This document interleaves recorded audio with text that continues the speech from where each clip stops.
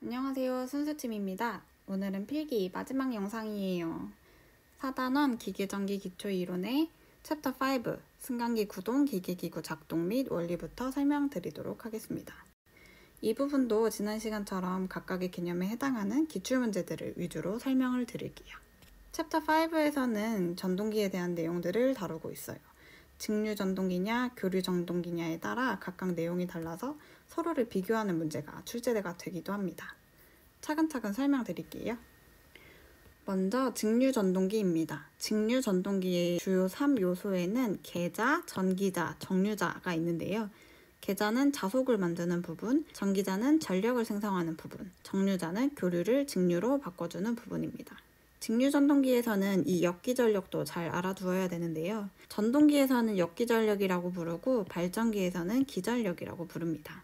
이 역기전력은 P, 자극수, Z, 도체수, 이것을 60 곱하기 A, 병렬 회로수로 나누고 파이, 자극당 자기력 선속과 회전수를 곱한 것입니다. 그렇기 때문에 이 자속과 이 회전수는 반비례를 하게 되고요. 역기전력과 자속은 비례관계입니다. 역기전력과 분당 회전수 N도 비례하게 됩니다. 이 두 가지 개념의 문제는 이런 식으로 출제가 됩니다.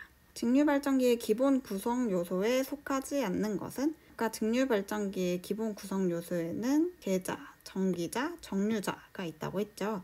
정답은 2번. 직류전동기에서 자속이 감소되면 회전수는 어떻게 되는가? 직류전동기에서 역기전력의 식을 보면 이 자속과 회전수는 반비례 관계라고 했죠. 정답은 상승입니다. 자속이 감소되면 회전수는 반비례 관계이기 때문에 상승하게 돼요. 직류전동기는 직권전동기, 분권전동기, 타여자전동기, 가동복권전동기로 나눌 수가 있는데요. 여기서 분권전동기랑 타여자전동기는 정속도 전동기입니다. 나머지는 한 번씩 읽어봐 주세요. 문제는 이런 식으로 나옵니다. 정속도 전동기에 속하는 것은 아까 정속도 전동기에는 분권, 타여자 전동기가 있다고 했죠? 2번, 3번이 정답이 됩니다. 그리고 문제가 아주 자주 나오는 직류전동기 속도제어법이에요. 속도제어법에는 저항제어, 전압제어, 계자제어 총 이렇게 세 가지가 있습니다. 저전계를 꼭 기억해 주세요. 그리고 직류전동기의 변동률에는 속도 변동률과 전압 변동률이 있는데 그 식은 각각 이런 식으로 생겼습니다. 알아두시면 될 것 같고 직류전동기의 토크 측정 방법, 대형일 경우랑 소형일 경우에 각각 측정하는 방법이 달라지는데 대형의 경우에는 전기동력계, 소형의 경우에는 프로니 브레이크법과 와전류 전동기가 있습니다. 아까 자주 나온다고 했던 문제예요. 직류전동기의 속도 제어 방법이 아닌 것은 아까 저전계라고 했었죠. 저항, 전기자, 계자. 정답은 3번. 뒤에서 설명드리긴 할 텐데 이 주파수 제어법은 교류 전동기의 속도 제어 방법입니다. 대형 직류 전동기의 토크를 측정하는데 가장 적당한 방법은 대형 직류 전동기는 전기 동력계라고 했죠. 답은 3번입니다. 만약 시험을 보러 갔는데 소형 직류 전동기의 토크를 측정하는데 가장 적당한 방법은 이라고 했으면 프로니 브레이크법이나 와전류 전동기를 체크를 해주셔야 됩니다. 다음은 교류전동기입니다. 교류전동기에는 유도전동기 그리고 동기전동기로 나눌 수가 있는데 그 중에 이 유도전동기에 대한 문제가 많이 출제되는 편이에요. 유도전동기는 바깥쪽에 고정자와 안쪽에 회전자로 구성되어 있는 교류전동기입니다. 여기서 우리는 이 동기속도를 잘 기억을 해줘야 돼요. n에 s가 작게 붙어있는 이 동기속도는 120 곱하기 f 주파수를 p 극수로 나눈 값입니다. 그래서 이 동기속도와 p 극수와의 관계는 반비례 관계가 됩니다. 자, 일단 쉬운 문제부터. 다음 중 교류 전동기는 1번 분권 전동기, 2번 타여자 전동기, 3번 유도 전동기, 4번 차동 복권 전동기. 앞서 분권 전동기, 타여자 전동기는 직류 전동기라고 했잖아요. 교류 전동기는 3번 유도 전동기가 됩니다. 지금 여기에 이렇게 3개 나와 있는 문제가 전부 동기속도와 관련한 문제예요. 55번 문제부터 보자면 유도전동기에서 동기속도와 극수와의 관계로 옳은 것은 앞서 동기속도랑 극수는 반비례 관계라고 했었죠. 여기 제곱 붙어 있는 건 아닙니다. 답은 2번. 6극 50Hz 3상 유도 전동기의 동기속도 RPM은 동기속도를 구하는 식은 ns는 p분의 120f였죠. 여기서 요 p가 6극이래요. 여기서 f는 50Hz랍니다. 계산을 해보면 6분의 120 곱하기 50 6, 2, 12 하게 되면 정답은 1, 10, 100, 1000 정답은 2번입니다. 유도전동기의 동기속도는 무엇에 의하여 정하여지는가? 유도전동기의 식을 보면 아까 ns는 p분의 120f라고 했죠. 여기에 영향을 미치는 요소들은 요 p, 극수와 f, 주파수입니다. 전원의 주파수와 극수, 정답은 1번. 다음은 슬립. 요 슬립도 문제가 자주 나오는 빈출 개념입니다. 이 슬립 S란 동기속도를 회전속도로 뺀 값을 다시 동기속도로 나눠준 다음에 100을 곱한 거예요. 요 식을 정리를 해보면 요 N은 1-S의 NS가 됩니다. 여기서 이 N은 회전속도를 의미하고요. NS는 동기속도입니다. S는 슬립. 동기속도와 회전속도 그리고 슬립 간의 관계를 잘 알아두세요. 이 식에서 만약 슬립이 0이라면 n과 ns는 같아지잖아요. 슬립이 0이면 동기속도와 회전속도는 같아집니다. 만약 슬립이 1이라면 1 빼기 1은 0이니까 n은 0이 됩니다. 회전속도가 0이 된다는 것은 정지되어 있는 상태라는 거겠죠? 유도전동기 슬립의 범위는 이렇게, 발전기 범위는 이렇게, 제동기 슬립의 범위는 이렇게 있다는 것을 같이 기억을 해주세요. 슬립에 관한 문제입니다. 유도전동기에서 슬립이 1이란 전동기의 어느 상태인가? 식을 한번 생각을 해보면 n은 1-s의 ns였죠. 슬립이 1이 됐을 때는 n이 0입니다. 회전속도가 0이라는 것은 정지 상태라는 거겠죠? 3번. 이 정답입니다. 유도전동기의 동기속도가 ns, 회전수가 n이라면 슬립 s는 슬립을 구하는 식은 동기속도에서 회전수를 뺀 값을 다시 동기속도로 나눠주고 그 값에 100을 곱한 것이기 때문에 정답은 2번이 됩니다. 유도전동기의 속도를 변화시키는 방법이 아닌 것은? 이 유도전동기의 회전속도 n의 식은 1-s분의 ns입니다. 요 동기속도는 p분의 120f였잖아요. 그렇기 때문에 1-s의 p분의 120f도 됩니다. 이 유도전동기의 속도에 영향을 미칠 수 있는 요소는 슬립과 극수, 주파수입니다. 정답은 4번. 유도전동기의 속도 제어 방법입니다. 아까 직류전동기의 속도 제어 방법에는 뭐가 있었다 그랬죠? 저전계, 저항, 전압, 계자 제어법이 있다 그랬죠. 유도전동기의 속도 제어 방법에는 1차 주파수 제어, 2차 여자, 2차 저항, 극수 제어법이 있습니다. 문제. 유도전동기의 속도 제어법이 아닌 것은 2차 여자 제어, 1차 계자 제어, 2차 저항 제어, 1차 주파수 제어. 아까 직류전동기의 속도 제어 방법에는 저전계, 계자 제어 방법이 있었죠. 2번은 직류전동기의 속도 제어법입니다. 유도전동기의 속도 제어 방법이 아닌 것은 1번 전원전압을 변화시키는 방법. 전압을 변화시키는 방법은 직류전동기 속도 제어 방법 아닌가? 라고 생각을 하실 수 있는데 2차 여자 제어법을 보면 2차 여자 전압을 제어하여 속도를 제어하는 방법이기 때문에 얘는 유도전동기의 속도 제어 방법이 맞게 됩니다. 2번 극수를 변화시키는 방법도 맞고요. 3번 주파수를 변화시키는 방법도 맞습니다. 4번 계자 저항을 변화시키는 방법은 아니에요. 정답은 4번. 유도전동기의 제동 방법에는 이렇게 세 가지가 있는데 발전제동, 역상제동, 회생제동이 있습니다. 그 중에서 요 역상제동, 역회전시켜서 제동시키는 방법이 문제가 많이 나오는 편이에요. 특히 이 3상 유도전동기의 회전 방향을 바꾸는 방법, 3상 전원 중 임의의 이상의 접속을 바꾼다 라는 부분이 문제가 굉장히 많이 나오고 있어요.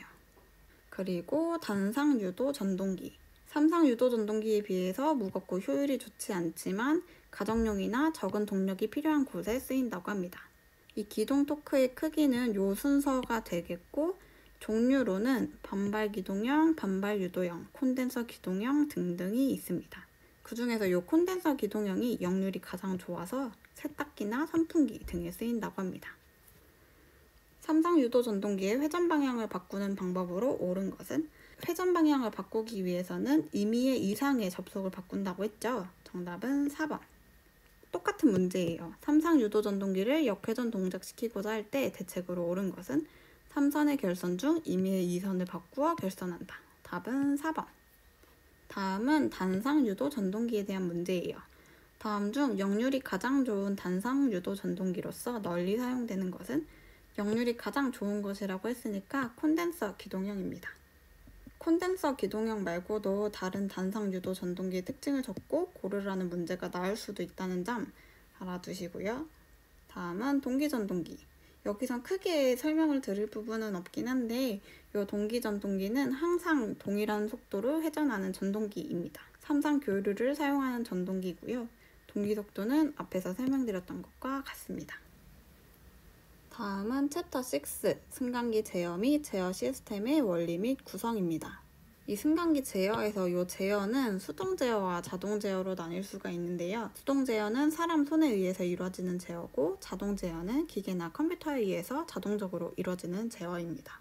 이 전달 함수 부분을 보자면 직렬 접속인지 병렬 접속인지 아니면 피드백 접속인지에 따라서 이 전달 함수나 블록 선도가 이런 식으로 구분이 됩니다. 각각의 함수 형태가 어떻게 되어 있는지 그리고 블록 선도가 어떤 식으로 생겼는지를 기억을 해주셔야 돼요. 문제는 이런 식으로 출제가 됩니다. 다음 그림과 같은 제어계의 전체 전달 함수는 블록 선도를 문제로 내놓고 전달 함수를 고르라는 문제예요. 잘 가다가 뒤로 백해서 돌아왔으니까 피드백 접속이 됩니다. 피드백 접속의 전달 함수는 이런 식으로 생겼습니다. 지금 여기가 마이너스이기 때문에 여기서는 플러스가 되고요. 그리고 H 이 부분이 1이라고 했으니까 얘를 1로 둔다면 정답은 3번이 됩니다. 다음은 제어의 요소입니다. 제어의 요소에는 제어량, 조작량, 목표가, 제어 명령, 신호, 외란 등이 있는데요. 여기서 제어량은 말 그대로 제어 대상에 속하는 양입니다. 조작량은 변화시키는 양이고요. 여기서 이 외란, 이 앞에서도 보기로 한번 출제가 됐었는데 외부에서 가해지는 신호, 그리고 제어량 값을 변화시키는 요소를 의미합니다. 자동 제어계의 상태를 교란시키는 외적인 신호는 이 문제에서 왠지 답이 보이지 않으시나요? 외란이 정답입니다. 직류전동기의 회전수를 일정하게 유지하기 위하여 전압을 변화시킬 때 이 전압은 어디에 해당되는가? 전압을 변화시킨다고 했죠. 변화시키는 값은 조작량입니다. 다음은 시퀀스 제어. 이 시퀀스 제어의 회로에 대해서 설명을 드리기 전에 가장 최근에 나왔던 문제를 먼저 보여드릴게요. 동전을 놓고 버튼을 누르면 커피가 나오는 자판기와 같이 어떤 순서를 미리 정해놓고 입력 조건이 맞을 때 제품이 출력되는 것과 같은 제어 방법은 이렇게 문제가 최근에 나왔어요. 정답은 시퀀스 제어가 되는데 엘리베이터나 자판기, 세탁기 등과 같이 이렇게 정해준 순서에 따라서 각 단계가 차례대로 진행되는 제어 방식이 바로 시퀀스 제어입니다. 다시 돌아와서 시퀀스 제어에서 A 접점은 열려 있다가 누르면 닫히는 형태예요. B 접점은 이렇게 닫혀 있다가 누르면 열리는 형태입니다. 추후 실기 파트에서 좀 더 자세히 다뤄볼 거예요. 시퀀스 제어에는 AND, OR, NOT, NAND, NOR, EXCLUSIVE OR이 있습니다. 이 시퀀스 회로도와 논리 회로, 진리표 이 세 가지를 한꺼번에 꿰고 있어야 어떤 유형으로 문제가 출제되든 다 맞출 수가 있습니다. 먼저 AND 회로를 보면 이런 식으로 생겼고 논리 회로는 X는 A 곱하기 B입니다. 이 생긴 모양새가 A, N, D라고 생각을 해주시면 외우기 편하실 거예요. AND에서 하나라도 거짓, 논리 0이 있으면 출력은 거짓 0이 됩니다. 하나라도 0이 있으면 출력은 0이 되는 거예요. 0, 1, 0, 1, 0, 0, 1, 1일 때만 1이 출력이 됩니다. 5월의 회로는 이런 식으로 생겼고 x는 a 플러스 b입니다. 요 생긴 거를 5r이라고 보면 여기가 이렇게 구부러져 있기 때문에 5r이라고 생각을 해주시면 좋고, 하나라도 참이 있으면 출력은 참입니다. 0, 0, 0, 0, 1 하나라도 참이 있으면 출력은 참. 1, 0도 1, 1, 1, 1입니다. 낫 회로도는 이런 식으로 생겼고 x는 a 바입니다. 논리 반전, 인버터 1은 0으로 0은 1로 표기가 됩니다.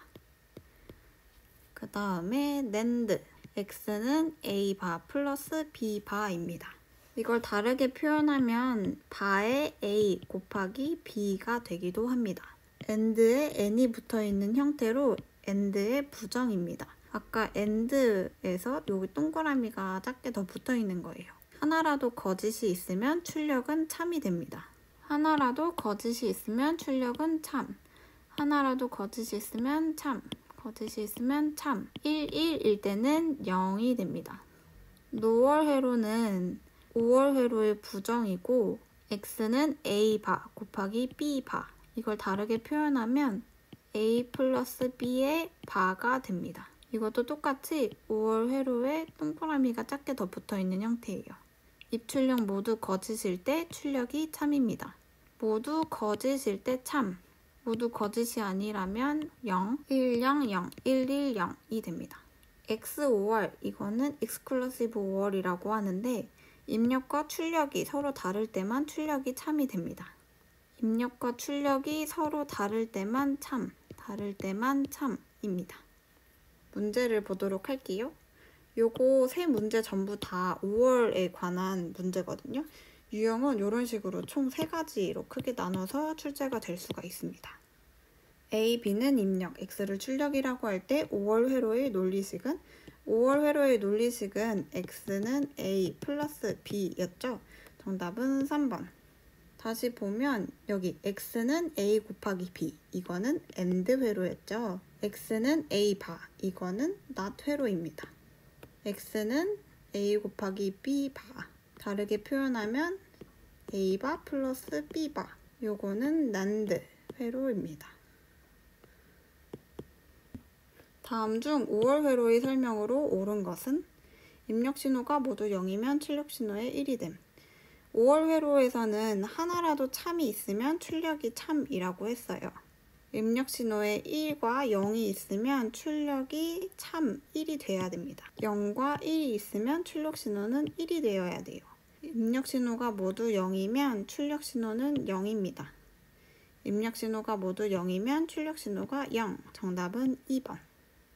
아래 회로도와 같은 논리 기호는 이렇게 생긴 회로도는 5월이었습니다.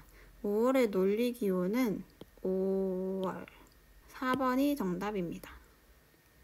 다음은 불대수의 정리입니다. 간단하게 외워주셔야 문제를 풀기가 수월해요.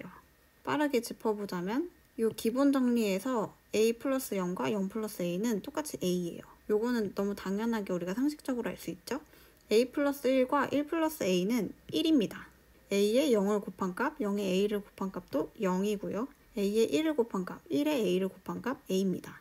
a 더하기 a는 a고요. a 곱하기 a도 a입니다. a에 a의 바를 더한 것은 1이 되고 a에 a 바를 곱한 것은 0이 됩니다. a의 바가 2개 있는 것은 a입니다. 불대수의 정리에서는 교환법칙, 결합법칙, 분배법칙, 부정법칙이 적용이 되는데요. 요거는 뒤에서 같이 문제를 보면서 설명을 드려야 더 이해가 쉬우실 것 같아요. 논리식을 간단히 하면 a에 a 플러스 b 괄호 닫고 플러스 b, 요거를 풀어보면 aa 플러스 ab 플러스 b가 됩니다. 아까 aa는 a라고 했죠. a 플러스 ab 플러스 b, 요거를 묶어보면 a 괄호 열고 1 플러스 b 플러스 b가 됩니다. 1 플러스 b는 뭐였죠? 1이었죠. a 곱하기 1 플러스 b, 그러니까 a 플러스 b가 됩니다. 답은 3번. 논리식 abc 더하기 ac의 값은 다음 중 어느 것인가?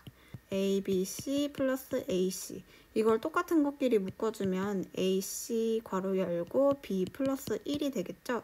B 플러스 1은 1이라고 했기 때문에 AC가 됩니다. 정답은 3번. 이런 식으로 풀어주면 돼요. 다음은 전자회로입니다. 전자회로에서 이 정류회로는 교류전압을 직류전압으로 변환하는 회로인데 이 정류회로의 종류에는 반파정류회로 그리고 전파정류회로가 있습니다. 반파정류회로에서는 만약에 이렇게 입력을 넣었다면 출력이 반만 되는 거예요. 절반의 전류만 출력될 수 있어서 비경제적이라고 합니다. 전파정류회로는 이렇게 입력전압이 있으면 출력전압이 이렇게 전부 다 출력이 되기 때문에 입력 기전력을 모두 출력할 수 있는 형태가 됩니다. 문제는 이런 식으로 출제가 됩니다. 다음 그림과 같은 입력과 출력을 가지는 정류 방식은 무엇인가? 입력이 이렇게 들어갔는데 출력이 둘 다 나왔대요. 그러면은 전파 정류 방식이 되겠죠?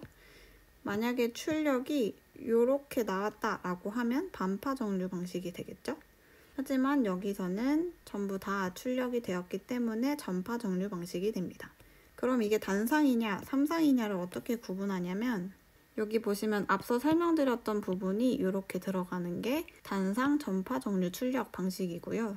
삼상 같은 경우에는 이렇게 들어가는 게 이렇게 세 개로 나눠져서 들어가고 이렇게 출력되고 이렇게 출력되고 이렇게 출력되는 거. 요게 삼상 전파 정류 방식입니다. 그래서 정답은 1번 단상 전파 정류 방식이 됩니다. 마지막으로 반도체. 반도체는 도체와 부도체 사이 중간에 속하는 물질인데 이 반도체와 관련해서는 다이오드의 문제가 가끔 출제가 되는 편이에요.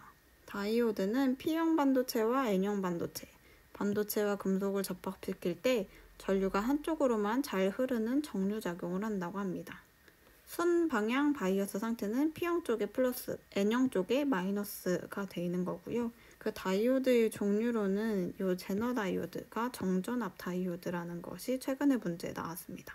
이 이외에도 다른 종류들이 있는데 그건 교재에서 한번 확인을 해주시면 될 것 같아요. 이렇게 해서 챕터 6 승강기 제어 및 제어 시스템의 원리 및 구성을 다 알아보았습니다. 지금까지 총 10가지 필기 영상을 올렸는데요. 끝까지 시청해주셔서 너무너무 감사드립니다. 거듭 반복하지만 필기는 기출문제 위주로 공부하셔야 한다는 점 꼭꼭 기억해주세요. 필기 영상 다 보셨다고 해도 문제를 다 잘 풀 수 있는 건 아니기 때문에 적어도 15년도, 16년도, 그리고 21년도 유형별 기출문제에 나왔던 문제들은 시험장에서 다 맞출 수 있게끔 공부를 해주시면 좋을 것 같아요. 모두들 합격하세요. 화이팅!